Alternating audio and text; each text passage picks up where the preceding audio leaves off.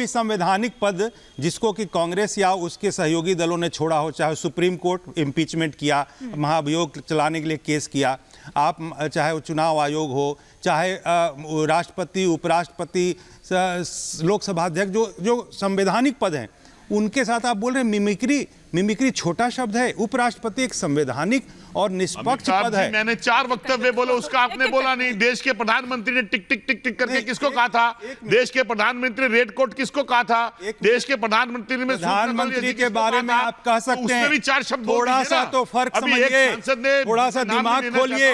मैं कह रहा हूं, वर्ग के लिए शरेआम क्या शब्द इस्तेमाल किया था? दिमाग खोलिए। मैं कह रहा हूं समझिए उस बात को। बाहर का हुआ। देखिए, राजनीतिक व्यक्तित्व अलग है और संवैधानिक व्यक्तित्व अलग है महाराज।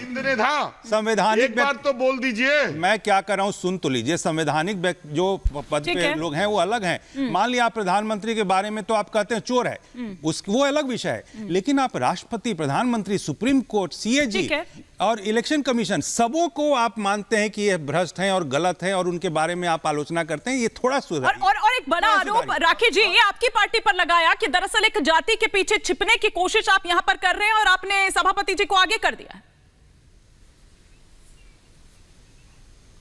देखिए, किसने कौन से स्टेटमेंट दिए ये लोगों ने देखा। प्रधानमंत्री जी ने जब लोकसभा की ये कार्रवाई चालू होने वाली थी उससे पहले ही कहा था कि 3 राज्यों के अंदर जिस तरह से हार हुई है, उस हार की फ्रस्ट्रेशन को इन सेशंस के बीच में मत लाइएगा। लेकिन हुआ वही जिसका जो एक्सपेक्टेड था। वो फ्रस्ट्रेशन ये जो चंद्रमोहन जी के मुंह से इस तरह की बातें कहलवा रही है।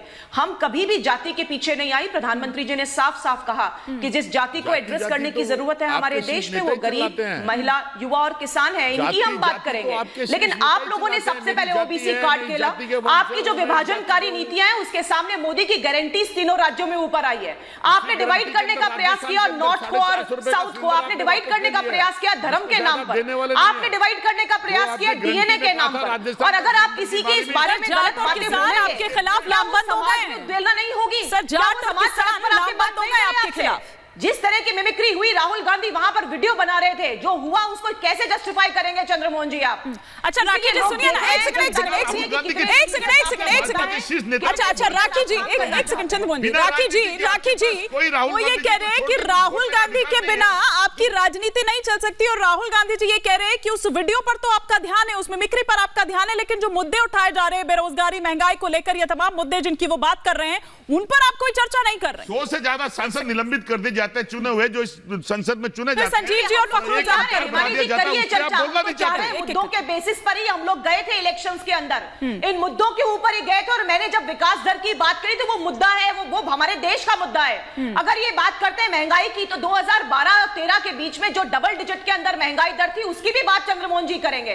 आज वैश्विक प्रॉब्लम के साथ में जब बहुत सारे युद्ध हुए और कोरोना के वैश्विक काल के बाद में अगर हमारी महंगाई दर पूरे विश्व में सबसे कम है, तो ये भारत का बहुत बड़ा काम है।